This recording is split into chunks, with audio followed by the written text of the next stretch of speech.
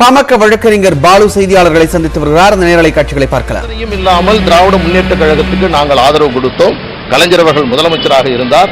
ஆனால் நாங்கள் ஒருபோதும் கலைஞர் முதலமைச்சராக நாங்கள் தான் காரணம் என்று சொன்னதே கிடையாது.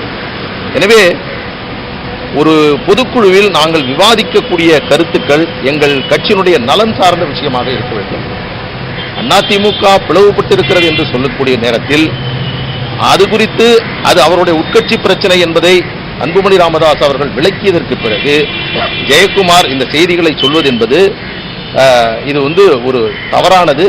இன்னும் சொல்ல போனால் சில செய்தி தொடர்பாளர்கள் பத்திரிகையாளர்கள் செய்தியை கேட்கிறார்கள் என்பதற்காகவே ஏதாவது ஒன்றை சொல்ல வேண்டும் என்று இப்பொழுது இருக்கிறார்கள். ஒரு பொறுப்புள்ள ஒரு அரசியல் இயக்கத்தினுடைய மிக முக்கியத்துவம் வாய்ந்த செய்தி தொடர்பாளருடைய பணி எதுவாக இருக்க வேண்டும் என்று சொன்னால், அவர் ஒரு முன்னாள் அமைச்சர், அவர் என்னை விட ஒரு மூத்தவர் என்றாலும் அவருக்கு இதை நான் அறிவுரையாக சொல்லவில்லை. ஆனால் ஒரு செய்தி தொடர்பாளர் எதை சொல்ல வேண்டும் என்பதை விட எதை சொல்லக்கூடாது என்பதில் மிக கவனமாக இருக்க வேண்டும்.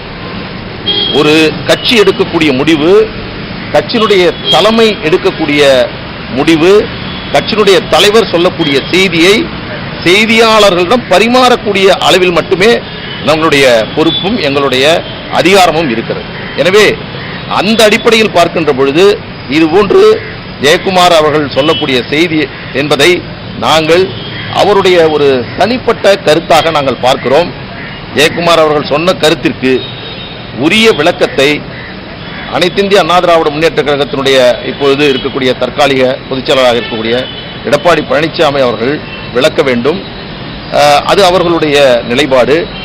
ஆனால் கூட்டணி என்பது குறித்த ஒரு பேச்சு பத்திரிகையாளர்களிடம் பெரிய அளவில் எல்லோருமே என்ன முடிவு என்று கேட்கிறீர்கள். அதற்கான நேரமும் தருணமும் சூழலும் இப்பொழுது இல்லை. தேர்தல் அறிவிப்பதற்கு 6 மாதங்களுக்கு முன்பாகத்தான் பாட்டாளி மக்கள் கட்சி மற்றும் எல்லா கட்சிகளுமே அடுத்த கூட்டணி குறித்த முடிவை எடுப்பார்கள். எனவே இப்பொழுது கூட்டணி குறித்து பேசுவதற்கும் முடிவெடுப்பதற்கான சூழல்கள் இல்லை. கட்சியை பலப்படுத்தக்கூடிய பணியை நாங்கள் செய்து கொண்டிருக்கிறோம். அதற்கு நாங்கள் முக்கியத்துவம் தருகிறோம். எனவே இப்பொழுது அவர் ஜெயக்குமார் அவர்கள் இதுபோன்று சொல்லியிருக்கக்கூடிய தகவல் என்பதை நாங்கள் பெரிதாக எடுத்துக்கொண்டோம். ஜெயக்குமார் மற்ற செய்தி தொடர்பாளர் மாதிரி கிடையாது. அதிமுகல எடப்பாடியோடைய மவுத் பீஸாவே என்னென்ன நினைக்கிறாரோ அது அந்த சொல்ற விதத்துல தான் ஜெயக்குமார் இருக்காரு. அதிமுகவுடைய எந்த ஒரு தகவலா இருந்தாலும் ஜெயக்குமார் வாயில தான் வருது. அப்ப பாமக பற்றி இது போன்ற ஒரு கடுமையான விமர்சனத்தை வைக்கும் போது அதிமுக தலைமையும் இதைத்தான் சொல்லியிருப்பாங்களோ அந்த மாதிரி ஒரு கருத்து நிலவுது. அது உங்களுடைய யூகம், உங்களுடைய கணிப்பு. இந்த கணிப்பையும் யூகத்தையும் நீங்கள் தெளிவுபடுத்திக் கொள்ள வேண்டியது மரியாதைக்குரிய எடப்பாடி பழனிசாமி அவர்களிடம். அவர்கள் சொல்லி சொன்னாரா அல்லது இவராக சொன்னாரா அல்லது பத்திரிகையாளர்கள் சில செய்திகளை பெற வேண்டும் என்பதற்காக கேட்கக்கூடிய கேள்வியினால் இதை சொன்னாரா? இதையெல்லாம் நீங்கள் கேட்டு விளக்க வேண்டியது. இது தொடர் கதையாயிடுச்சு. ஏற்கனவே சிபி சண்முகம் நேரடியாகவே பாமக ஒரு குற்றச்சாட்டை வைத்திருந்தார். இப்ப ஜெயக்குமார் வைக்கிறாரு. ஒரு கூட்டணி கட்சிங்கிற ஒரு அடிப்படையில் பாமக இன்னமும் அதிமுக தோழமையோட இருக்கீங்க. இப்ப தலைமையிலிருந்து ஏற்கனவே சிவி சண்முக கருத்துக்கும் ஒரு எதிர்நிலைப்பாடு ஒரு தகவல் வெளியாகல. இப்ப ஜெயக்குமாரோட பேச்சுக்கும் தலைமையிலிருந்து எந்த ஒரு மறுப்போ வேற எதுவுமே வரல. அப்ப கூட்டணிங்கிறது இது எப்படி பொருந்தா கூட்டணியால தெரியுது. அதாவது நாங்கள் கூட்டணி தொடர்பாகவும் நேச கட்சிகள் தொடர்பாகவும் ஒரு நிலையான தெளிவான நிலைப்பாட்டில் நாங்கள் இருக்கிறோம் என்பதற்கான சிறந்த உதாரணம் தான் இது. ஏதோ ஒரு பத்திரிகையாளரிடம் ஒரு அரசியல் கட்சியினுடைய தலைவர் ஒரு செய்தி சொல்லிவிட்டார் என்பதற்காக அதையே ஒரு பெரிய செய்தியாக எடுத்துக்கொண்டு அதையே ஒரு வேலையாக செய்ய பணியை பாட்டாளி மக்கள் கட்சி ஒருபோதும் செய்யாது. அதிலும் குறிப்பாக அன்புமணி ராமதாஸ் அவர்கள் மிக தெளிவாக ஒரு ஆரோக்கியமான அரசியல் முன்னேற்றத்திற்கான மக்கள் நலன் சார்ந்த பிரச்சனைகள் தொடர்பான விஷயங்களுக்கு மட்டுமே முன்னுரிமை தர வேண்டும், தேவையற்ற சர்ச்சைகளை தவிர்க்க வேண்டும் என்பதை எங்களுக்கு அவர் வலியுறுத்தி இருக்கிறார். எனவே இந்த சூழல் உருவாவதற்கு காரணமான ஜெயக்குமார் அவர்களுடைய கருத்து குறித்த விளக்கத்தை அவர்கள் கட்சி அவங்க விளக்கணும். எனவே அவர் சொல்லிவிட்டார் என்பதிலிருந்து நாம் அவருடைய பயணத்தை துவக்குவது என்பது சரியாக இருப்பார்.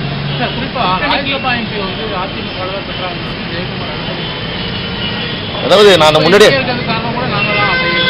ஆமா இப்போ 2 ஆண்டுகள் எடப்பாடி 2019 உங்களுக்கு நல்லா தெரியும், நாடாளுமன்ற தேர்தலோட 22 இடங்களுக்கு சட்டமன்ற தேர்தலுக்கு போட்டியிட்டது.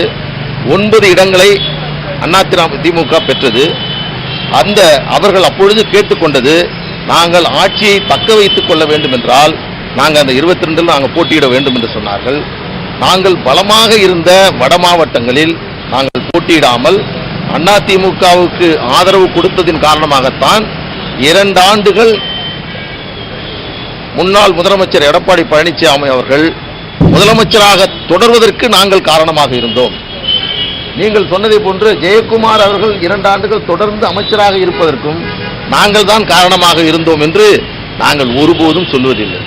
ஒரு கூட்டணி, ஒரு சிம்பிள் கணக்கு நான் சொல்றேன், ஒருவர் ஒருவோடு இணைப்பதன் மூலமாக, சேர்வதன் மூலமாக இருவருமே பலன் பெறுகிறார்கள். அதுல இணைந்ததினால் பாமக மட்டும்தான் பயனடைந்திருக்கு, நாங்கள் பயனடையவில்லை என்று சொன்னால் அதற்கான விடையை, அதற்கான விளக்கத்தை நீங்களே புரிந்து கொள்ளுங்கள்.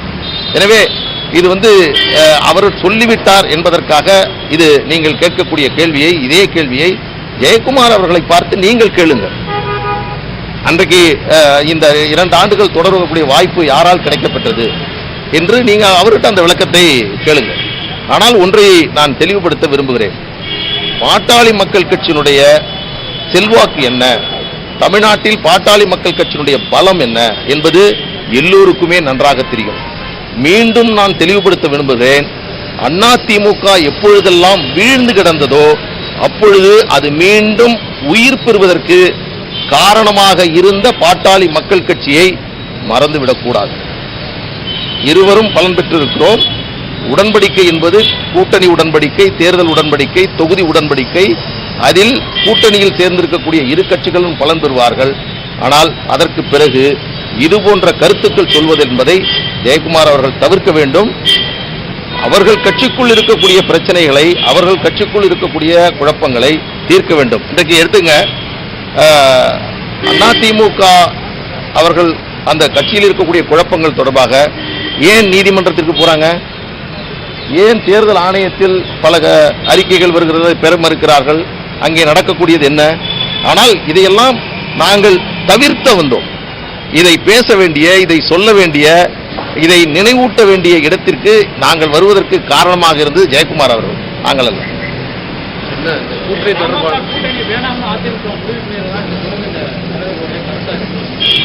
இது ஆனந்தன், நீங்க திருப்பி எப்படி கேள்வி கேட்டாலும் எங்களுடைய நிலைப்பாடு என்னன்னா, இது ஒரு பெரிய கேள்வி நீங்க கேட்கறது. எங்களுடைய கட்சியினுடைய பொதுக்குழுவும் எங்களுடைய கட்சியினுடைய நிறுவனர் மருத்துவர் ஐயா அவர்கள், மருத்துவர் அன்புமணி ராமதாஸ் அவர்கள் எடுக்க வேண்டிய முடிவு பல தருணங்களில் நாங்கள் தெளிவுபடுத்தி இருக்கிறோம். கூட்டணி தொடர்பான முடிவை தேர்தல் தொடங்குவதற்கு 6 மாதத்திற்கு முன்பாக நாங்கள் எடுப்போம். அதுதான் தொடர்ச்சியாக நடந்து கொண்டிருக்கிறது. எனவே கூட்டணி குறித்து முடிவெடுக்கக்கூடிய தருணமும் சூழலும் இது அல்ல. எங்களுடைய பயணம் என்பது தொடரும். எங்களுடைய கட்சியை பலப்படுத்துவதும், தமிழ்நாட்டு மக்களுடைய அடிப்படை தேவைகளை ஆட்சியாளர்களிடமிருந்து பெறுவதும், அதை உரிய விதத்தில் மக்களுடைய கவனத்திற்கு கொண்டு செல்லக்கூடிய பணிகளை நாங்கள் தொடர்ந்து செய்து வருகிறோம். ஜெயக்குமார் கருத்து குறித்து எடப்பாடி பழனிசாமி விளக்கம் தரணும்னு எதிர்பார்க்கிறீங்களா? நான் உங்க கேள்வினால எனக்கு அப்படி தோணுது. எப்படின்னா, இப்போ நண்பர் கேட்கிறாரு, அவர் என்னெல்லாம் நினைக்கிறாரோ, அவர் என்னெல்லாம் சொல்லணும்னு ஆசைப்படுகிறாரோ எடப்பாடி பழனிசாமி அவர், அதை ஜெயக்குமார் சொல்லுவாரு அப்படிங்கிறது எங்களுக்கு தெரியும்னு சொல்றாரு. எனக்கு தெரியாது. அதனால இதை விளக்க வேண்டியது அவர் தான் விளக்கணும். அதே வேளையில் இது இன்னைக்கு நேற்று பொதுக்குழுவினுடைய எங்களுடைய அனைத்து செய்திகளையும் நீங்கள் எடுத்து பார்த்தீர்கள் என்று சொன்னால், அன்புமணி ராமதாஸ் அவர்கள் மிக கவனமாக கருத்துக்களை அவர் முன்வைத்தார். எனவே இது ஒரு திட்டமிட்டு ஒரு கட்சி மீது ஒரு குறை சொல்ல வேண்டும் என்ற அடிப்படையில் சொல்லப்பட்டது அல்ல என்பதை பெரும்பான்மையான அதிமுகவினர் புரிந்து கொள்வார்கள் என்று நான் நம்புகிறேன்.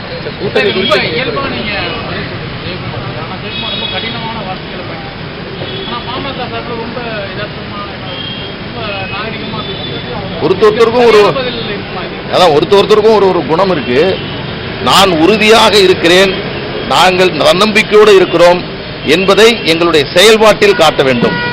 நாங்கள் பலவீனமாக இல்லை என்பதற்காக நீங்கள் சொல்றது போன்று ரொம்ப கடுமையான வார்த்தையை சொல்றது, அதன் மூலமாக நான் வந்து தைரியமா தான் இருக்கிறேன் என்று வெளிப்படுத்த வேண்டிய சூழல் என்பது எங்களுக்கு இல்லை. சார், தேர்தல் நேரத்தில் தான் கூட்டணி குறித்து முடிவு பண்ணுவீங்க. ஆனால் வந்து சிறப்பு பொதுக்குழுல வந்து மருத்துவர் அன்புமணி பேசும்போது இந்த 4 பிரிவுகளாக வந்து அதிமுக பிரிஞ்சிருக்குன்னு அதிமுகவையும் சாடுறாரு.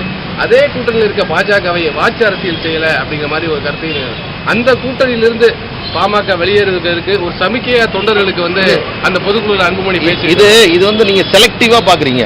நீங்க முழு அதே மாதிரி திமுகவோட சாப்பிட்டுக்காரரா இல்ல, அதுலயும் சாப்பிட்டு என்னன்னா தமிழ்நாட்டில் இருக்கக்கூடிய அரசியல் கட்சியினுடைய நிலைப்பாடு, சூழல், இதை விவாதிக்கக்கூடிய மிக முக்கியமான இடம்தான் பொதுக்குழு.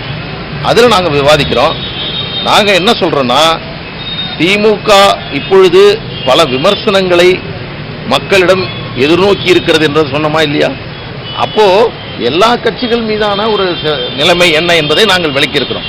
எனவே ஒரு ஒரு கூட்டணிக்குள் இருக்கிற கட்சியை மட்டும் நாங்கள் விமர்சனம் செய்யவில்லை. அப்படி நீங்கள் சொல்வது என்பது தவறு.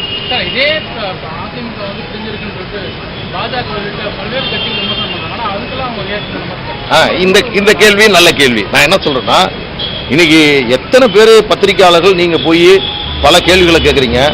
பல ஊடகங்கள்ல கடந்த 6 மாதமா 1 வருடமா அதிமுக பிளவுபட்டது சம்பந்தமாக பாமக வழக்கறிஞர் பாலு அவர்கள் செய்தியாளர்களை சந்தித்த நேரலை காட்சிகளை தற்போது நாம் பார்த்தோம்.